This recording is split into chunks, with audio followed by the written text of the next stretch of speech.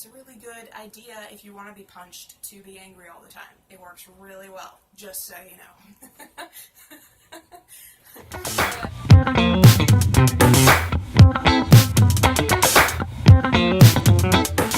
So today I'm going to talk a little bit about the emotional scale and all the different emotions that kind of go along this spectrum that you can essentially choose from.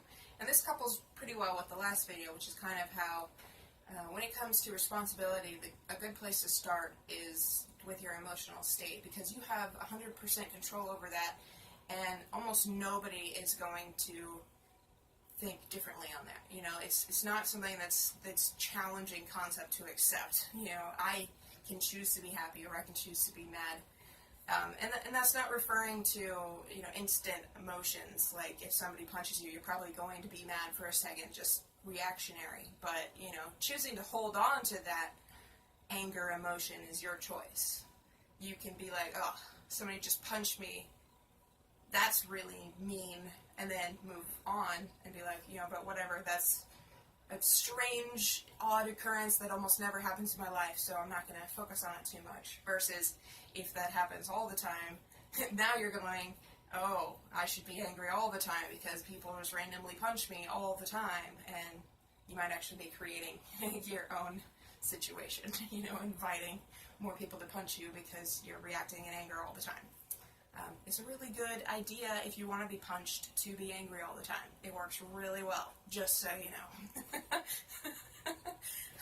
But when it comes to the emotional scale, you've got all these different levels of emotion. And I think on average, most people are searching for this kind of happy, peaceful, or relaxed state, which isn't the highest emotion, but it's a strong enough positive that you feel like you're okay, you're stable, you're comfortable, and you're excited to see what's coming tomorrow, or, you know, what else is out there for you. I think that's kind of what we're all looking for. Unfortunately, we live in a physical world, and that can be a little bit challenging to stay in, because, you know, life events happen, and they kind of pull you down into some emotional state, and then you're trying desperately to get back to this higher emotional state, but you're forcing it. You know, you're trying to make it happen, and that pretty much never works, because your aggression doesn't match the happy state. You know, you're angry that you're not happy, which just makes you angry. Okay, so the emotional scale, let's start at the bottom. The emotional scale starts with fear. And that includes things like hopelessness and helplessness. So I would even put depression in this state as well, because depression is hopelessness, and you only get to hopelessness through fear. Or, you know, loss, which is the fear that somehow that person made your life good, and, you know, now you're stuck. Or, you know, that something is gone that made your life good, and now there's no chance that you can ever be happy again. That's kind of what depression is, from my perspective. And, you know, having had depression at one point in my life, I'd say that was a pretty accurate description of where I was. You could totally disagree if you'd like to, but I think that's a good place to put it, is depression and fear is the bottom of the scale. Hopelessness, helplessness, so on and so forth. That's all in that one bubble. Then you move up to the state of revenge, which is a more active emotion or vibrational state. And you can kind of feel it. I mean, just think about the word fear for a minute, and then think about the word revenge, and tell me which one feels better. And I can pretty much guarantee you that everybody's going to say revenge. Now, I could be wrong, maybe you disagree. It's also possible that you're not quite able to sense that subtle shift yet, but, you know, you'll get there as you practice your emotional states. So revenge is a little bit more active. That's where you're actively plotting how to shift your life. And usually you're not plotting in a particularly good way, because you're blaming somebody else and then going, well, I need to take them out, you know. If I just kill them, I'll be happy again. And obviously we know that's not true. But I think all of us have experienced at times where you get so angry that you're just like, you know what, if I could just kill them, I'd feel so much better. And then after a little while, you typically move back to just an anger state where you're like, well, you know what, it doesn't actually help me to kill them because, you know, I'll go to jail and I'll have to live with that forever. So, you know, I don't actually want to kill them anymore. I'm pissed off that this happened. I'm angry that they caused this emotion, and obviously they didn't because you're the one that chose it, but, you know, we like to do that.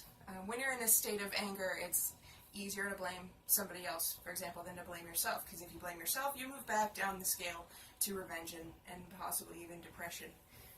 It's actually quite amusing how quickly you can move in either direction on the scale, you know, up or down. You do something wrong and then you focus on that, and then it pulls you down or it pulls you up, depending on which thought you pick to help you shift your emotional direction. So that anger state is just, it's a really quick jump to frustration. And at this point in my life, I think frustration is typically the average negative emotion I feel, which isn't shocking. I kind of wish that I didn't feel frustration as much, but at the same time, you know, if frustration is as worse as it gets for me on average, then that's pretty awesome, because that's just one step away from the positive side of the scale. You know, it's a pretty easy jump up to the positive edge of the spectrum.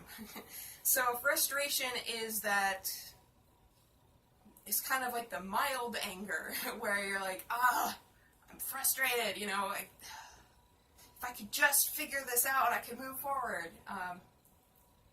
Which is, it's a fairly active vibration, you know, you're actively seeking some solution. You're like, I just need an answer here, one answer, and then I'm back on the positive side of the scale. Now, more than likely, you're not thinking one answer here and then I'm on the positive side of the scale, but you're like, one answer and the problem is fixed, one answer and I don't have to feel this way anymore. I mean, that emotional state is going to cause its own set of thoughts and whatnot. So you're so close to the positive edge of the spectrum that you kind of feel the pull, and then you're kind of stuck in that frustrated state. So you're like, okay, but I'm not there yet. And sometimes the realization that you're not there yet is exactly why you're not moving to the positive side of the scale. So to a certain degree, it's often easier to move out of, say, frustration by decreasing the momentum that you're feeling, by decreasing your emotional connection to the situation. And that is usually done through something like meditation, where you're just taking some time to focus on your breathing and allowing that emotional state to kind of lessen, to decrease. But after frustration, you move to the positive side of the spectrum with hope. And you can kind of see how that works. Frustration to hope is the shift of belief of, I can't figure this out, to I can figure this out. And sometimes that seems like a really dramatic shift, but knowing that there will be a solution, or hoping that there will be a solution, you know, rather than feeling frustrated you haven't found it yet, you just kind of go, you know what, it will come to me eventually. Maybe I should just take a step back and go for a walk, or maybe I should just take a step back and listen to some music, or something like that. That's usually that shift between frustration and hopefulness, is you go, I'm going to take a step back and allow my brain to kind of work on this subconsciously, where I'm not so focused on this problem that I miss the solution that I'm looking for. And, you know, I am very familiar at this point with frustration because, you know, that's usually what I'm doing. I'm delving into a problem, getting frustrated I haven't found the solution, then stepping back and going, okay, time to take a break for a minute and, you know, let my brain figure this one out for a sec. And, you know, then randomly a solution pops in your head and you're like, oh my gosh, how did I miss that? And then, you know, that's another step up the scale. You go into hopefulness, and then you kind of reach this more happy scale, or possibly even excitement scale, depending on the solution. For me, I often jump all the way to that excitement scale and then slide back down pretty quickly into the happy, relaxed kind of state. Because it's like, eureka, I found it, and then you're like, alright, now back to normal. Back to relaxed and happy and, just learning and growing. And I think that's actually a good thing. I did live for a while in a state of excitement, and while it was extremely thrilling in the moment, I'm kind of happy that I'm not in a state of excitement all the time, because that is a very energetic emotional state. And it's possible that I could get used to that, so if I lived in excitement all the time, I would probably get used to it. But at the same time, I don't really want to be constantly going. I appreciate the moments when I'm still and quiet and, just allowing life to happen around me. It's quite pleasurable. It's a lot of fun to just be there, not actively looking for something to do or something to improve on. And that's the difference between happiness and excitement states. Because, you have this one that's like, okay, I'm good. This is my home state. And I think that's what happiness is. It's kind of our home base. That is naturally where humans fall on the scale if they don't let life circumstances interfere. So excitement is really active, like you're inspired by something and boom, you go and do it, and then you kind of return to home base, and then you get excited again and you go and do it, and then you return to home base. Which I think is a really fun experience, because it's like you're waking up for a minute and then you're relaxing back. It's like going to sleep at night. You wake up and you do, then you go back to sleep, and most of us enjoy sleep, And a lot of the reason why we enjoy sleep is because in sleep you naturally return to your home base state. You move toward happiness. Then you wake up and you return to whatever thoughts you were thinking before and whatever emotional state you were in before too. So, it's not always the easiest thing in the world. But yeah, that's the emotional scale. You've got all the way at the bottom with fear and depression to the top, which is excitement and inspiration and whatnot. And I'd say for the average person, the two most common states are frustration and happiness, which is similar to where I'm at right now. I might spend more time in happiness or frustration than, say, any other person out there, but it's hard to say for sure, Unless you start focusing on how often you're in each of these emotional states, it's going to be really hard to say.